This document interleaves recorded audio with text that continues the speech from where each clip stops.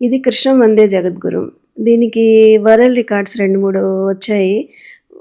Miracle world record, Telugu book of world record.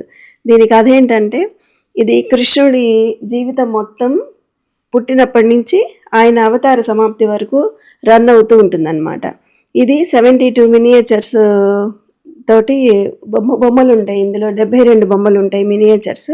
దీంతో మొత్తం ఆయన జీవిత కథ మొత్తం నేను చిత్రించడం జరిగింది. ఇందులో మీరు గమనిస్తే కనుక కృష్ణుడి జననం ఎలా వస్తుంది, కంసుడు వాళ్ళని ఇది చేయటం కానీ, వసుదేవుడు వాళ్ళని తీసుకెళ్ళటం, అట్లా క్లోజ్గా కనుక మీరు తీసుకున్నారంటే భావ ప్రకటన ఈ బొమ్మలో స్పష్టంగా ఉంటుందన్నమాట.